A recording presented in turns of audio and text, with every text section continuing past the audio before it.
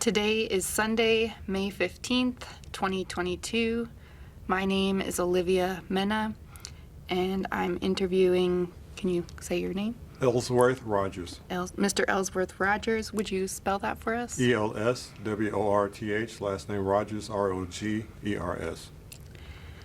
And we're interviewing Mr. Elsworth Rogers for the Commemoration and Contextualization Initiative. We're on the University of Texas at Austin campus in the Moody College of Communications studios. Thank you so much, Mr. Elsworth Rogers, for agreeing to this interview. This interview is being recorded, and the unedited copy will be housed here at the University of Texas. Please know that if there's anything that you do not wish to discuss, I will honor your wishes. If there are topics you wish to discuss that I haven't asked about, please do bring it up. And lastly, as we've mentioned, if you need to take a break or get a drink of water or some other reason, you just let us know. All right. So the first set of questions is about before you came to UT. So let's start by talking about growing up. Can you tell me a little bit about your childhood and your family? Sure. My parents, both of them, were born in the Deep South. My father in Bessemer, Alabama. My mother was on the border of Alabama and Georgia. So as kids, every summer we would go home to visit their people in those respective states. So I got a pretty good understanding of what life was like in the South. I was born at Fort Sam Houston, Texas, San Antonio, Texas, 1947. And comparing Texas to Alabama and Georgia in the early 50s, from, I guess that's the time of period that I can recall things, from about 4 or 5 years on. Things were quite different. It was pretty much night and day. In San Antonio, because I was born at Fort Sam, a lot of things were already desegregated because of all the military bases. Although we did live on a segregated housing, they had housing for black families only at Fort Sam. Everything else was open. You could go to the pools, to the theaters, and everything else commissary. San Antonio was pretty progressive for a lot of cities in Texas at that time because of the military bases. But we still had our issues in San Antonio. Blacks couldn't eat in a certain restaurant in Joski's, and you couldn't go to the public pools. There was a plague, sort of like a Six Flags for back in those days, was called Playland Park. Had one of the old wooden roller coasters, but blacks couldn't go there except on June 19th, which is Emancipation Day in Texas. So one thing I appreciate from my parents is that growing up, if we couldn't have full service, we didn't participate.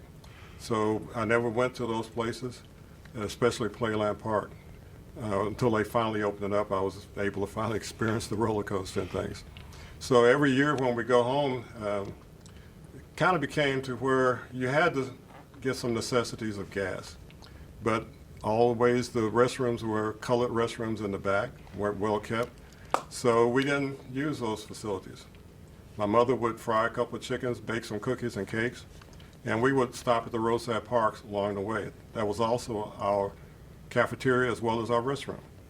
We only stopped for gas to get to those places. So that's kind of what life was kind of like growing up. My dad was stationed in Fort Campbell, Kentucky, from Fort Sam. When we got there, there were segregated barracks again. Well, they weren't even barracks, they were shacks by a railroad track that they had the black families staying in. And when I mean a shack, I mean a shack. They had outhouses as the toilet. Facilities weren't even attached to the house. And my mother used to tell me I used to walk behind and put cotton in the holes and the cracks of the house.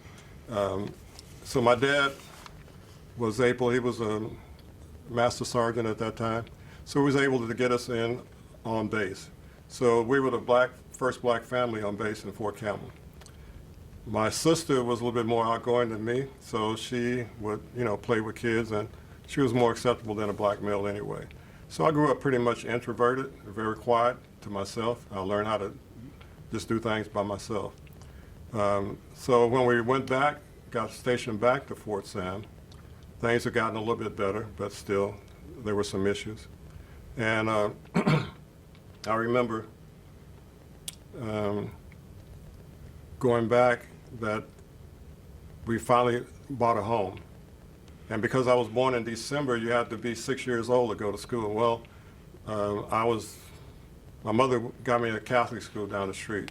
so I could get in school early. So I went to school early, a little bit earlier than most people.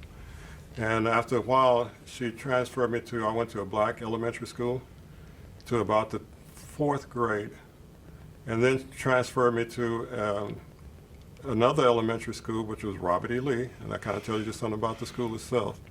And they didn't want to let me in because they said that a black kid, colored kid at that time, couldn't make it unless they started there from the 1st grade. Well, my mother talked enough to that they finally admitted me into the school. I had all, I was in elementary, I had all A's at that point. So another instance of being the first to try to break the barrier. From then, I went across the street to junior high, which was integrated. But they had a citywide music test. And one day I was calling to the principal's office. I said, oh boy, what did I do? I didn't do anything. And there were about 3 other Anglo people in the room. And I was wondering what was going on. And they said, well, you had the 3rd highest score in the city on the music test. And so they wanted to see who this kid looked like coming from inner city school. Because I guess they didn't have those advantages of having music lessons like I did. So they asked me if I wanted to play an instrument, and I said, yeah, why not violin? Well, we have enough violin players, you're kind of a talk. We need some bass players. So I got hoodwinked into playing bass, played in the San Antonio Youth Symphony and the high school orchestra. So, but I was kind of bullied as a kid when I was in elementary. My sister, she was 2 years older, so she would stand up for me. And one day she came home, she said, hey, they're teaching karate down at the YWCA, why don't you go down there? And I went down and told the instructor, he said, let's sit and see how you like it. So after class, I said, I want to learn it. So I did. Turns out I got my black belt at age 16. Back in those days, it's not like it is now where a kid could be 6 years old, 8 years old and get a black belt. Well, there's no way you can fight a grown-up person at that age. So we didn't believe in that. So got mine at age 16. I was the first black in the city to get a black belt in karate, and maybe one of the youngest in the state at that time. In 1967, I entered a United States Karate Association statewide tournament and won it as a black belt. So at that point, I went 2 years in high school, from high school. And one thing I'll say about high school is that I went to school with Julius Whittier, who has a statue outside in front of the stadium. And I have a picture that I submitted with me in front of the statue. And Julius, I knew the family, everyone except for the dad, he was a doctor. His brother, Ansi, and his sister, Mildred. I think Mildred took karate from me when I was teaching at San Antonio College. And it was a very athletic family. One day, because I was playing went from orchestra to piano, organ. I was playing at the church. One day they asked me to play for a funeral, and I didn't know who I was going to be playing for.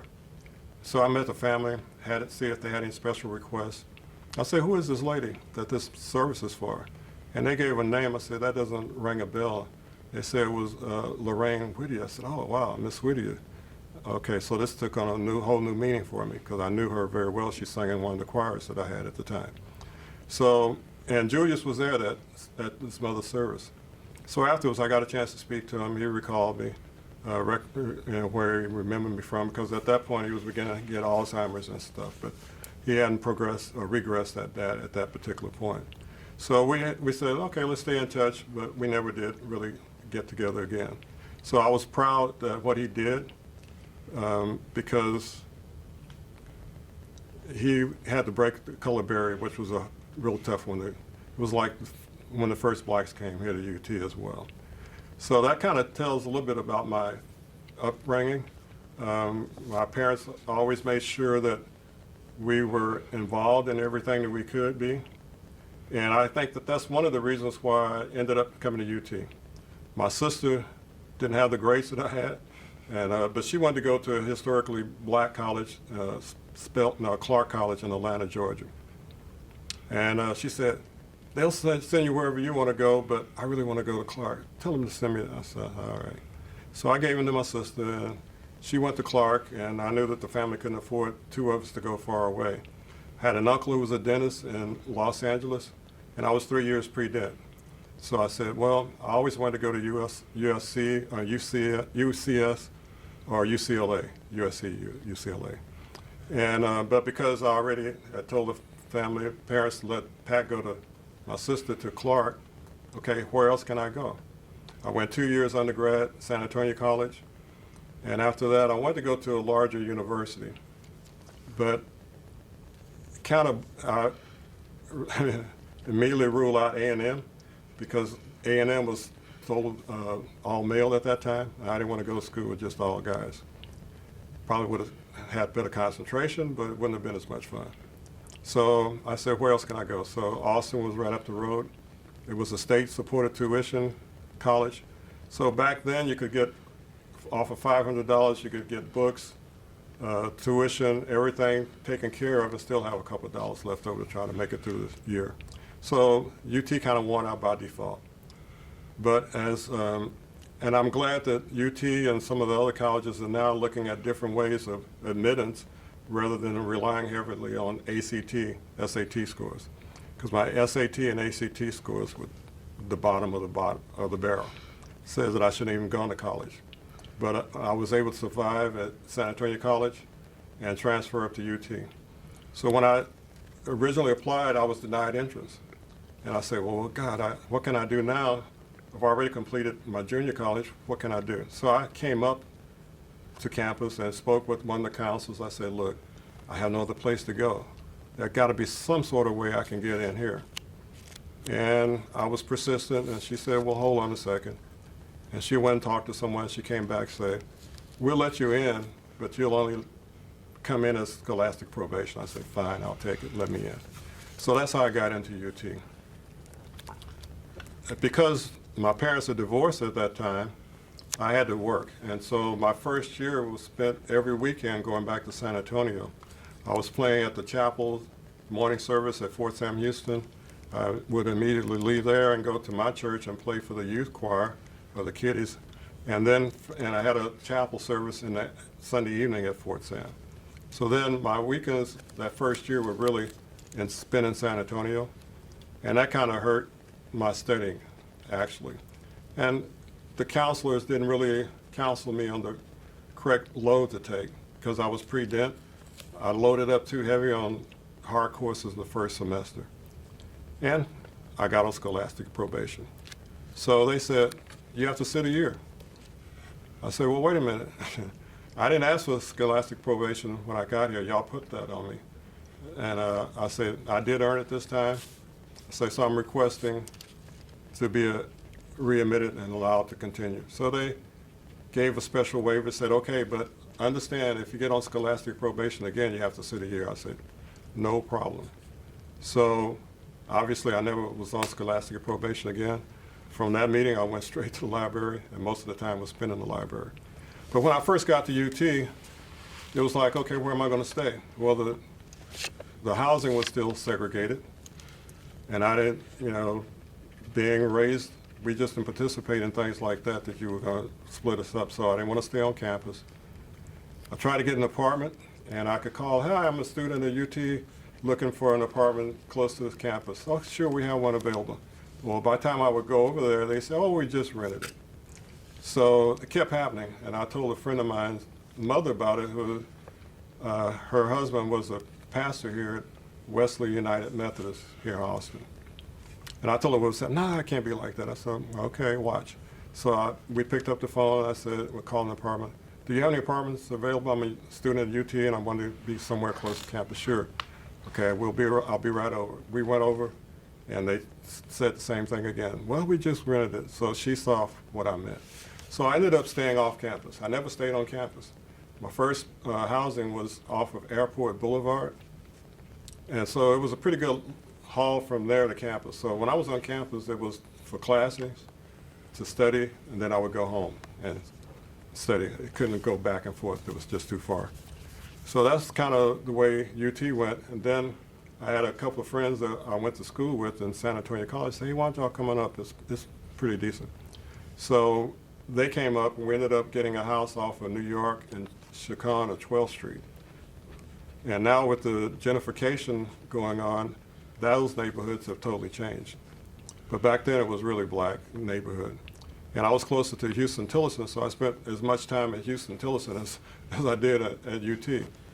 UT at the time only had a little over 200 black students out of a population over 27,000.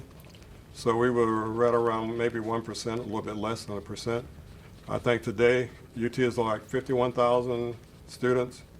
I think there's 2,700 black students, but if you take out those scholarships for athletes, it's around 1,400 or 1,700 students. So yes, there's some progress, but from 1967 to 1952, 52 years later, there's not much progress. So it's still a long ways to go.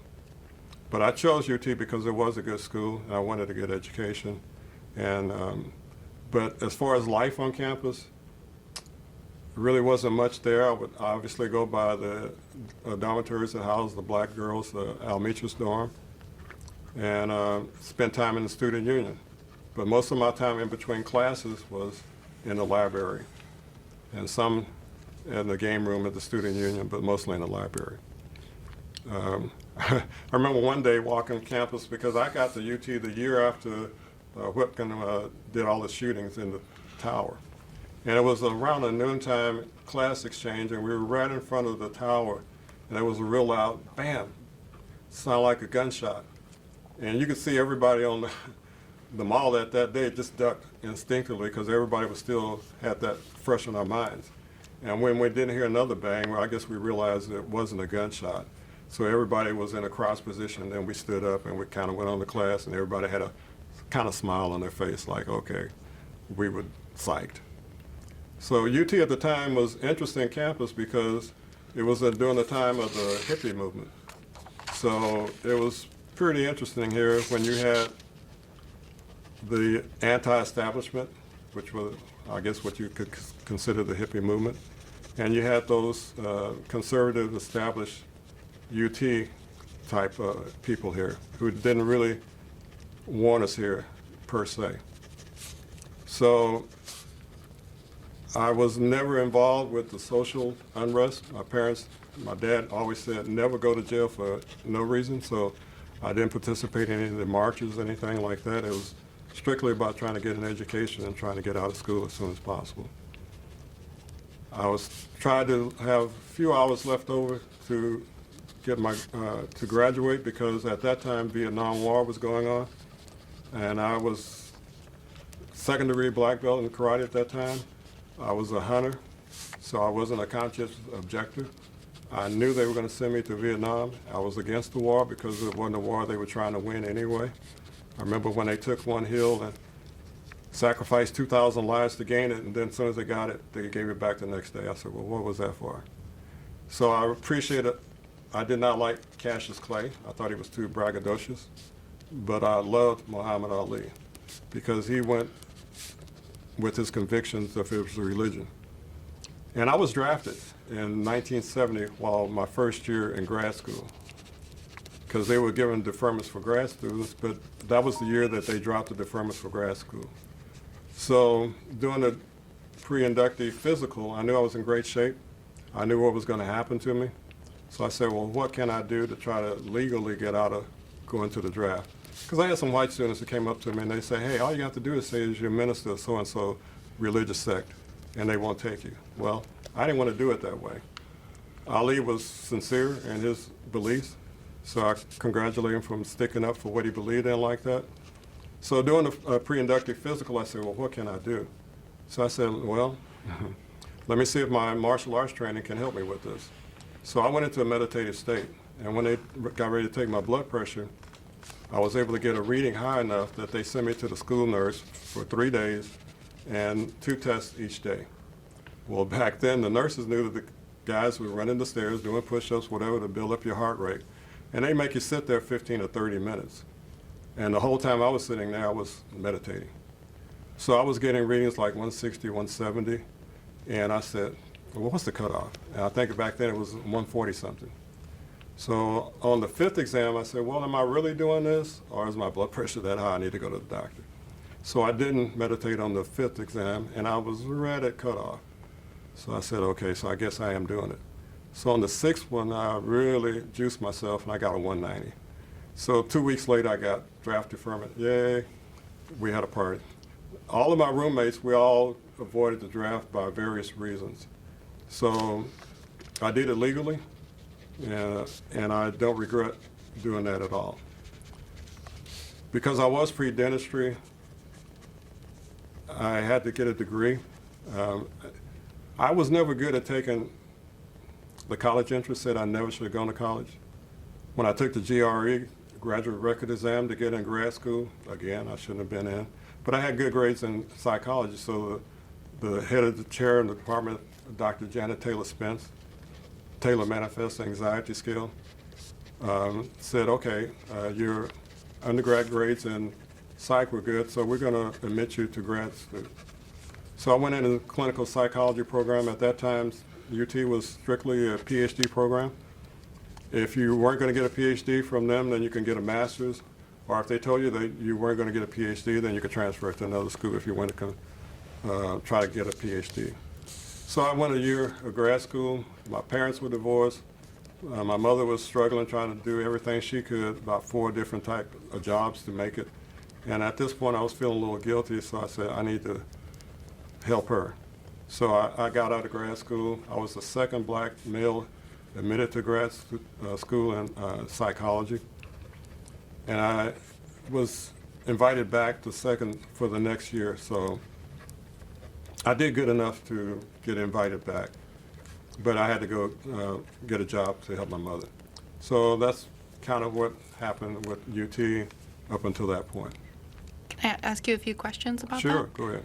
I was wondering, do you know who the first black graduate student in psychology was? There was what, grad school or undergrad? Either one. We're trying to track down information about that. I don't know I if you wouldn't knew. know who the first grad student was. I went to school with a Cheryl Anderson, who was from Los Angeles area. She was the first black female admitted to grad school. The first black male, I forgot what happened with him, that he had to drop out, but I was the second. And kind of funny to me is that the first black male, Luther Baker, who actually got a PhD in psychology from Austin here, was actually from San Antonio. And I knew him back in the day, and he was always a jokester, not the type you would have considered to be a PhD. So I was kind of always shocked that Luther was the first one who got the PhD, but hey, congrats to you, brother. And can you tell us a little bit more about your time when you would go back and forth to HT and UT? Who would you hang out with? What was your day like, or those activities, or those times you'd hang out? Could you tell us a little bit? Yeah. Your memories of that? One time I was going over to Houston Tilson, I saw a guy coming from a workout, and he had on a karate gi and he had a brown belt. So I was first degree black at the time, so we struck up a conversation, and that friendship lasted over 50 years. He passed away this year, and Easter Sunday this year, he was a fisherman. He lived in Corpus and fished in the back bays, so his desire was to have part of his ashes spread in the reef that we used to fish at. So Easter Sunday, a few of us got together, went out and with the son and distributed his ashes on that back reef. So, but as far as time, I had a cousin that went to Houston Tilson. So, and there was about 600 to 800 students, black students there. So compared to the 200, which was less than 200 because I think they counted the African population as well. So there was more opportunities to meet different people like myself. And so I did spend time on the campus here, but not that much. It was mostly about studying, spending time in the library, and then going home after that. Did you know Almetris Duran? Yes, I did. You didn't go by the dorm without knowing her, because she had the kind of, if she didn't think you were the right person, she would run your way. She was really protective of the girls, so that's one reason why I think that they loved her so much, because she really was taking care of them. I know if I had a daughter, I would have felt comfortable with her being in the dorm with Almetris Duran. And was it a pretty tight-knit community, since it was such a small group of African-American students? Were you close with the other students at UT, or? You know, as a whole, you were pockets. I had a few friends. Larry Evans, who became a state representative. Melvin Lampley became an attorney in Houston. Both of them have since deceased. And my friends actually came up from San Antonio. We would hang out a lot. One other question I had about kind of this period you're talking about being at UT and kind of before UT, how did your family feel about you coming to UT? Education was always very important for the family members, for my parents. So as long as I went to a good school and was pursuing a college degree, they were all for that. Because my parents were divorced and I was close to San Antonio, and I-35 was nothing like it is now. It was pretty easy to drive back and forth back then. So I was able to still spend time with my mother and my father that moved on to Chicago and other places.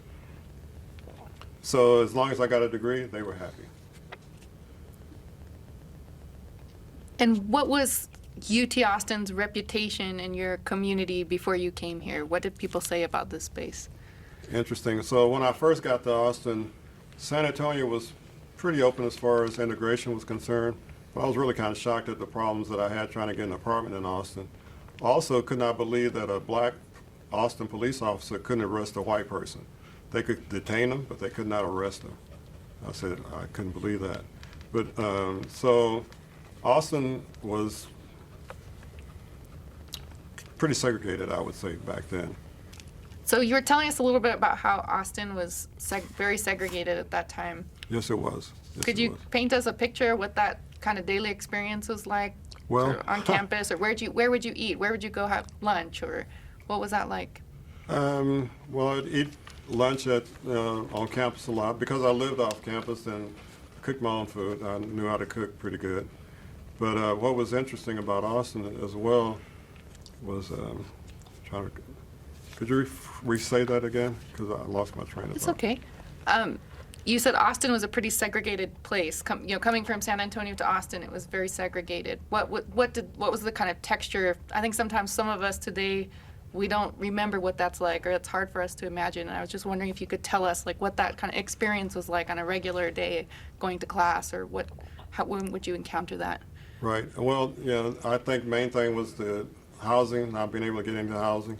And then as I lived in East Austin, I guess I saw how, depending on where you live, is kind of how you're going to be treated sometimes.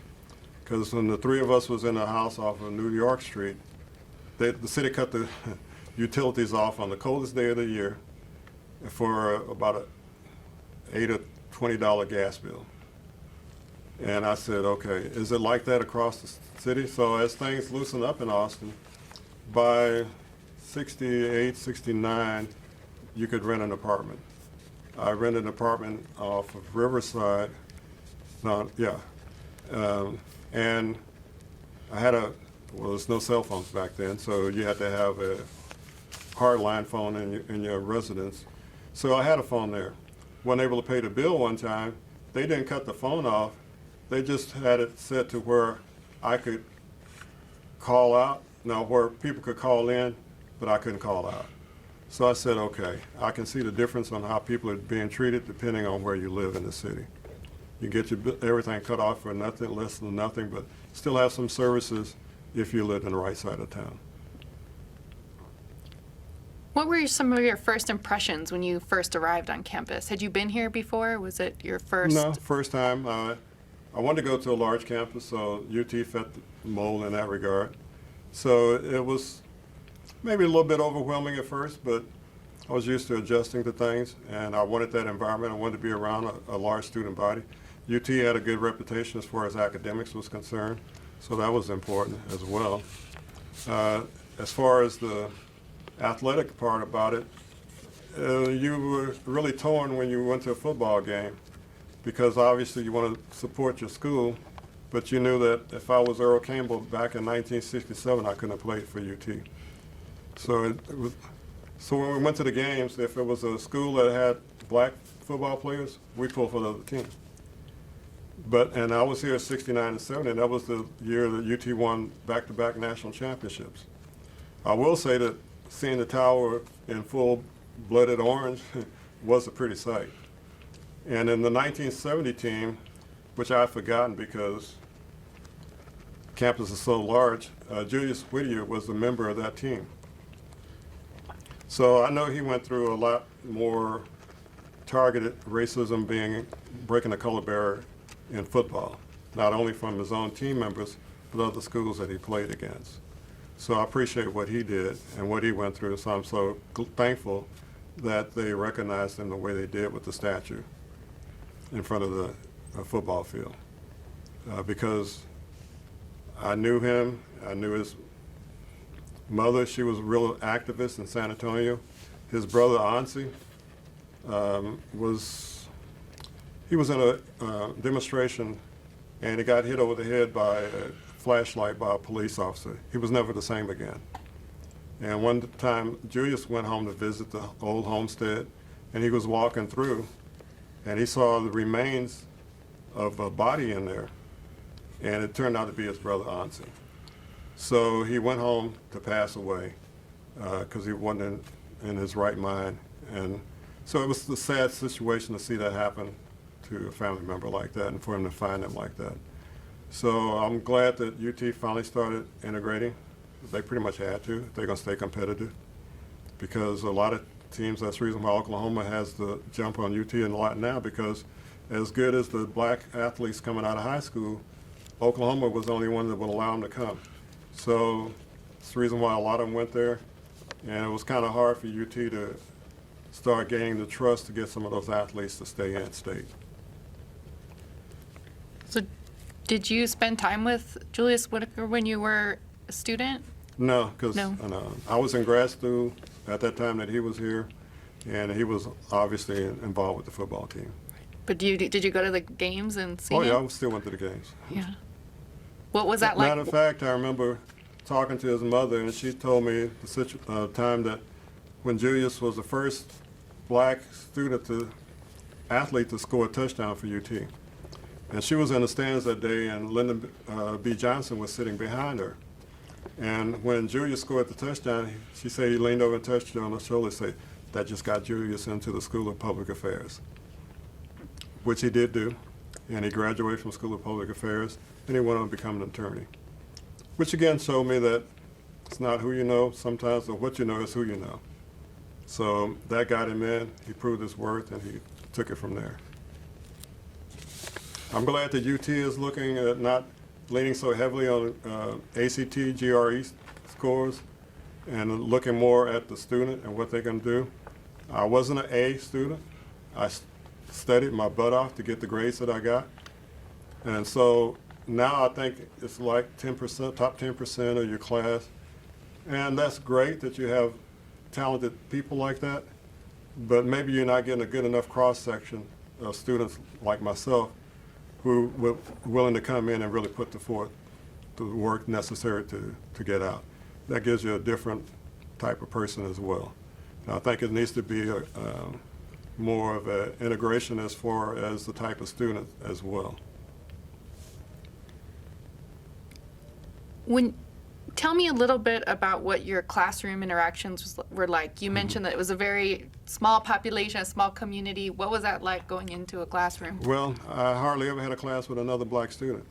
A lot of classes I took, especially in psychology and even some of the science classes, were in an auditorium.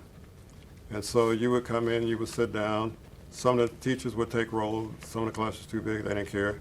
You didn't even have to show up if you didn't want to. The instructor said, "It's up to you." And so I had very little interaction with black students, and even the white students there, because you went in school for the class. After the class, you were trying to get to your next class.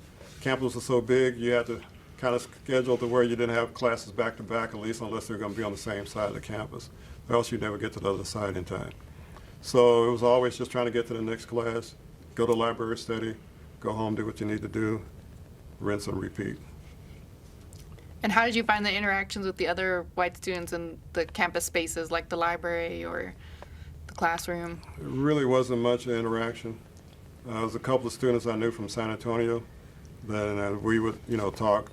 But as far as meeting new students, that didn't really happen until I got into grad school, and I met a real close friend, Bruce, at that particular time because the classes were smaller. And so you got a chance to know them a little bit better.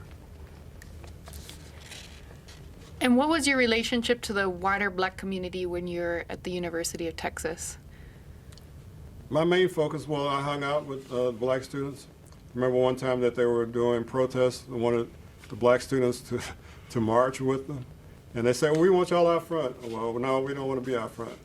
Because when little black history was taught, we knew what happened to Christmas addicts being in the front of the line. So we said, thank you, no thank you. We'll march, but we'll march behind y'all. So that was kind of it. I didn't really get involved with the political scene too much. I was really focused on just trying to get an education and going on to the next level. Did you go to church while you were in Austin? Well, the first year I was Playing? at a church in San Antonio. And then after I felt as though I told my mom I can't keep that schedule up anymore. It's hurting my grades. And so my best friend, Andrew Carruthers' dad was a minister at Wesley United. So I would go there from time to time and played there a little bit. But to be honest, didn't go to church as much as I was raised up to go. Once you get on your own, you start finding your own way. Did you participate in any school organizations or other activities on campus? No, not really. I guess I was pretty well segregated myself to just, class, study, and get ready for the next one. Did you go to your graduation? I didn't. I wasn't really motivated to do it. I kind of regret not having done it just for my mother. I didn't even want the diploma. She got a diploma herself because she sacrificed for me to go to school.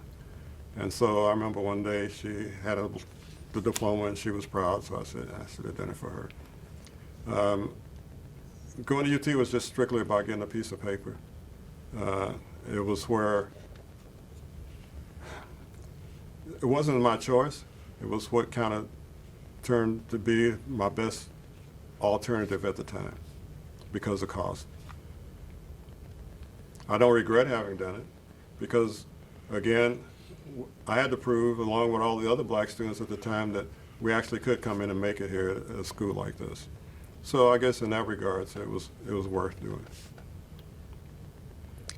Can you describe your academic or professional life after finishing your degree? What are some of the things that you did after UT? Well, I was 3 years pre-dent, didn't go to the dental school, got a degree in psychology, spent a year in grad school. So the first job I had was Austin State Hospital. And I was a caseworker out there, and found out that psychology doesn't pay that well.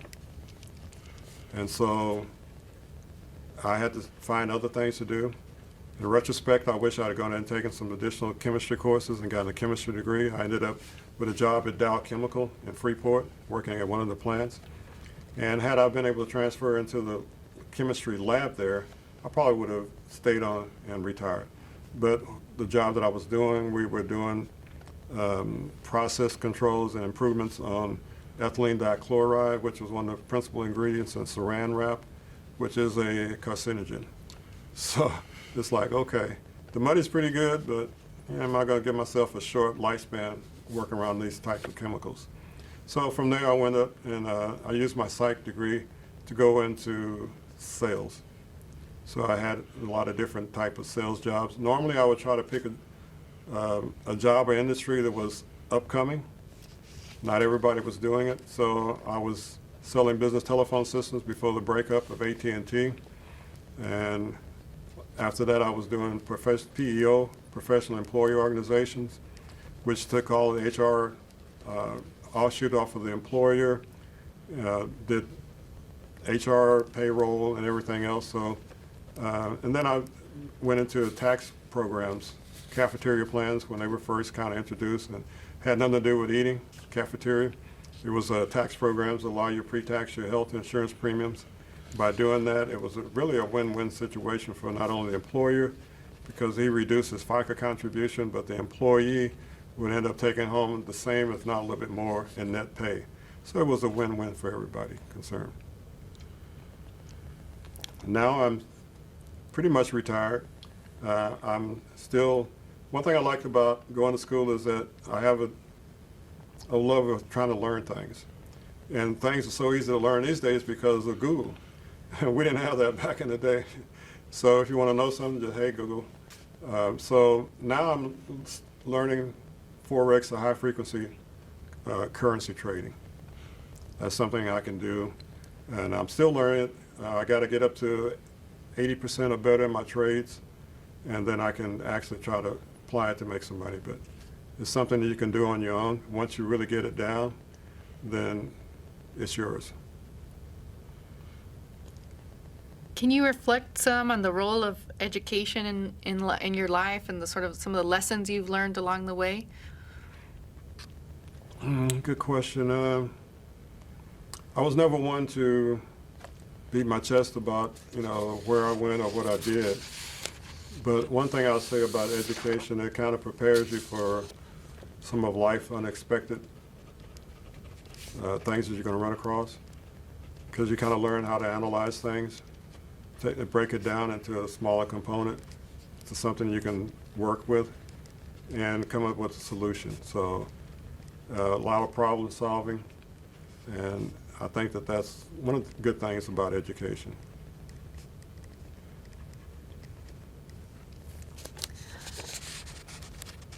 The decision you made, you mentioned this earlier, that the decision you made to attend UT made it possible for other black students to come here and really push the university to become a more inclusive space. So if you could speak to kind of the younger version of yourself or the students today, what would you tell them? Students at UT or just students, period? Students at UT, or anywhere. What would you tell to students of this generation? Well, for the black students, I would say that you have to realize you still have to prove yourself each and every day. Nothing has changed in that regard. And when you get into the real world, don't expect for anything to be handed to you because of you being black. They talk about critical race theory and things of that nature now. And I just call it critical race truth, because what I was taught growing up was actually nothing that was actual truth in history. A lot of it wasn't, as you find out on your own later in life. So don't let anybody define you, define yourself.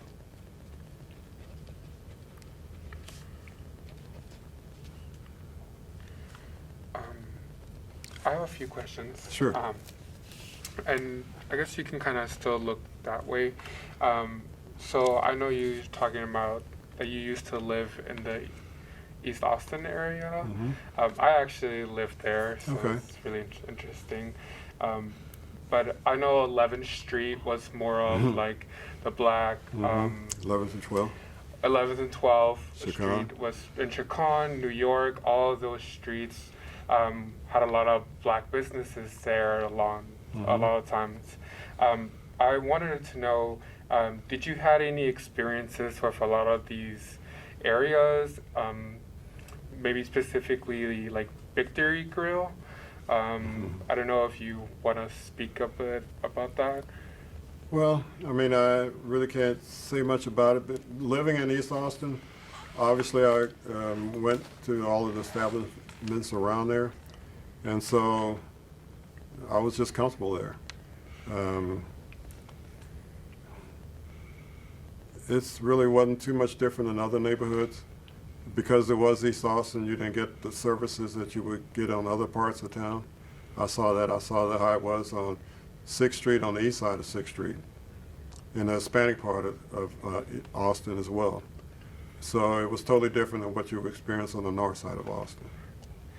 And then did you have any experiences like going to West Campus as well? West Or Campus, like, what was that? or just this like west, Just past the across drag. yeah, past the drag. Did you have any experiences? I know there was a lot of black students have said that like back then you couldn't really go into those areas, or I don't know if you also had that same experience as well. Not as much, although I will say that one time a roommate and I dated a couple of white girls that was off campus on that side. And they told us that when they got to their apartment, the guard there said that if he saw us with them again, he was going to shoot us. So we just kind of laughed at that. But anyway, that's kind of what you could expect if you went over there. Right. And then I guess just to clarify a little bit more about you being here on campus, were there any specific buildings that you used to hang out on a lot? I know you said the student union and the library. Right. Or is there any other any other buildings that you were with? Not really, except for just the buildings I went to classes in. Because if you had a big break in between classes, I'd go to the union, hang out with some friends, go down in the basement. I think there was pool tables and ping pong tables. Played a lot of ping pong, took my aggression out on a little white ball. Do you remember most of those buildings for your classes? Was it mostly the six-pack area, or more of like the eastern side of the campus? More of the south side. It was close to the tower. Okay. Yeah, the six. Okay. Mm-hmm. Okay. Good. Thank you so much. Another question that I was thinking about when you were talking about your entrance to UT, and this is something we're studying and looking at too, is you said that they rejected you the first time you applied. Could you tell us anything else that you remember about that? Well, I just got a letter said that we didn't approve your application for admittance to the school. And at that point, it's like, well, what can I do? I've already completed junior college. I have to go to a 4-year school at this point. I didn't want to lose another year trying to find a school that would take me at the last minute. So that's when I came up and sat down, and I was in my mind, okay, I'm just going to stay until we resolve this one way or the other in a positive way. And it took a little while, but I got to where I wanted, to where they let me in. I felt as though if you let me in, I'll prove myself, I'll get out, I'll graduate. Do you remember that interaction with the admissions person that you worked with when you came up here to talk with them about well, that? Well, yes, I remember them telling me, well, we couldn't let you in because of this, your SATs or whatever. And so I said, but I've already completed 60 hours in undergraduate school, junior college. And San Antonio College was a good junior college. And so I just said, there's got to be something that can be done to let me in. It's got to be some sort of way I can get in UT in Austin. And we just sat there and talked until she went and got it approved higher up. So I guess if there's a lesson in that, don't give up. Just keep fighting, keep pulling. As you return to UT today, do there any memories that sort of came up for you as you came back to campus today? Yeah, always. I remember the good thing I was here, the hippie movement started, became a little bit more not so conservative, as well as I was on campus when the UIL first integrated in sports.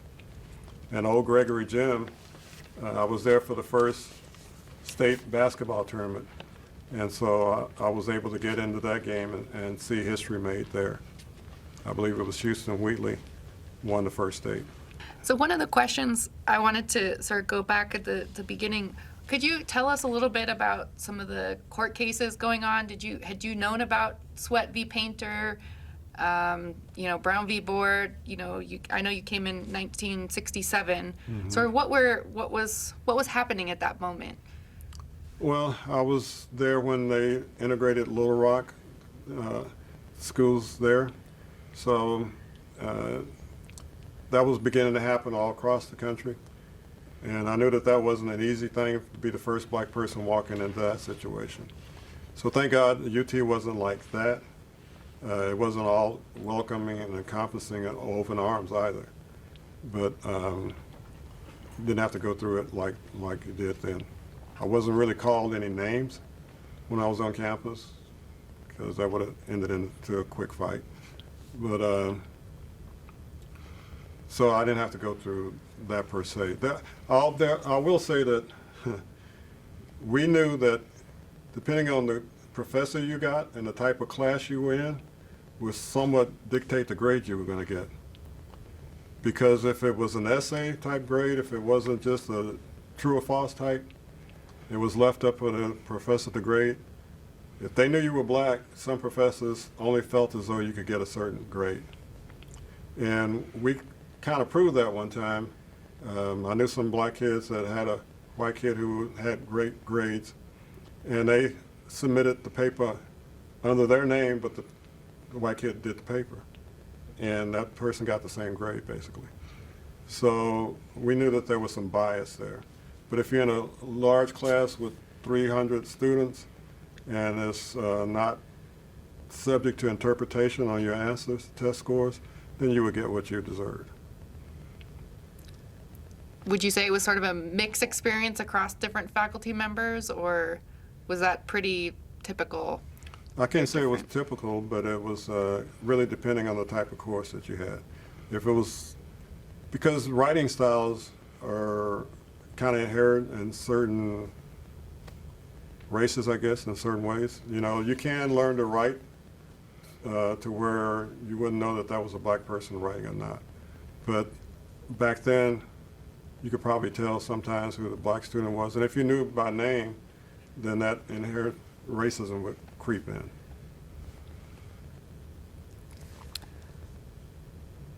I want to give you the space to interject or share anything else that you think we haven't hit on or covered in the interview. Are there anything else you'd like to share or put down in your history? I can't say anything in addition to what we've kind of gone over. All in all, was it worth it? Yes. Because what little part that I and the other black students have done is help open the door up a little bit wider for the next group coming in. And so in that regards, it was worth it. I wish I could have gone to Morehouse College in Atlanta, Georgia, but and I had that black experience. But it is what it is. I chose this, and so I'm glad. I stick with my decision. Okay. You feel like we got everything? I do. I'd just like to thank the university for stepping forward and actually reaching out to us to see what type of experience that we went through. And hopefully it'll help in the future for someone else, and hopefully they don't have to go through that. I'd like to see us where it is a fully inclusive campus, and that we'll have more academic students, black students, brown students, than what we have as athletes coming to the school. Thank you. Thank you so much.